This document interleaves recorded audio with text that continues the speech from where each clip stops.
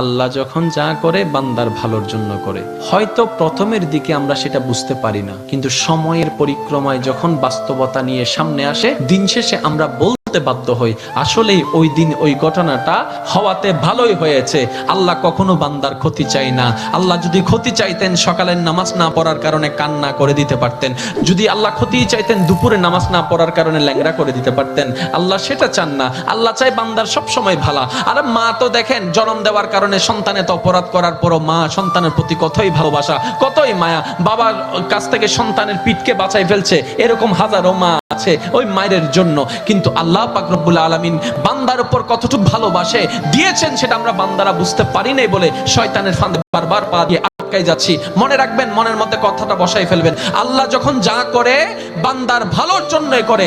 একদিন না একদিন সেই ভালোটা আপনার বিবেকে এবং মনে প্রমাণ হয়ে সামনে চলে আসবে। আমি বুঝাতে চাচ্ছি আমাদের সাথে সবচেয়ে কানেকশন কার বেশি ভালো থাকতে হবে, বান্দা হিসেবে আল্লাহর, উম্মত হিসেবে নবী রাহমাতুল লিল আলামিনের। এখানের ভিতর যে কেউ চাইলে জীবন সাজাই ফেলতে পারবে। আমি বলছি যে কেউ, anybody, you can do it, not impossible. Because impossible শব্দটাকে যদি একদম ভালো করে গভীরভাবে দেখেন, সেখানের ভিতর আপনি আশ্চর্যভাবে একটা জিনিস দেখবেন। ইম্পসিবল একটু যদি ডিফাইন করেন, ভাগ করেন, দেখবেন I am possible. Impossible, possible কে আলাদা রাখেন, আই এম কে আলাদা রাখেন। I am possible. ইম্পসিবল শব্দটাই আপনাকে জানান দিচ্ছে আমি অসম্ভব নয়, যদি রবের রহমত থাকে আমি তোমার জন্য সম্ভব। বিদেশে যাওয়ার আগে আপনার এলাকায় দেখেন টিকিট চলে আসছে, ভিসা চলে আসছে, টিকিটের টাকা নাই, অনেক ছিল, কেমনে কেমনে টাকার ব্যবস্থা হয়েছে, সে বিদেশ চলে গিয়েছে। এখানে অনেক ব্যবসায়ী আছে, ব্যবসা শুরু করার সময় সেই পরিমাণ টাকা ছিল না, কেমনে কেমনে ব্যবসা শুরু হয়েছে। দেখ কেমনে কেমনে, রব বলে এটা কেমনে কেমনে নয়, একটু আমার দিকে তাকা, এমনে এমনে এমনে এমনে এমনে এমনে। তাহলে আপনার কাছে যদি আপনার রব থাকে, আপনার টেনশন কি? আপনার দুই নাম্বারই করার তো কোনো দরকার। এই রমজানকে সামনে রেখে অনেকে দ্রব্যমূল্যের দাম বাড়ানোর জন্য কত চালাকি করছে, গুদামজাত করছে। আমি তাদের উদ্দেশ্যে শ্রদ্ধার সাথে একটা কথা বলবো, ভাইয়া জীবনে হয়তো অনেক করেছেন, আপনি এই কারণেই করছেন 2টা টাকা 5টা টাকা লাভ বেশি হবে। এই সেক্টরে না হয় আপনার 10,000 টাকা 10 কোটি টাকা লাভ হলো, অন্য সেক্টরে যদি 20,000 কোটি টাকা খরচ হয়ে যায় তখন কি করবে? কারণ জগতের মানুষ সবাই জানে যে অন্যের জন্য গর্ত করে সে গর্তে সে নিজেই পতিত হয়, এই কথা নিয়ে কারো কোনো দ্বিমত নেই।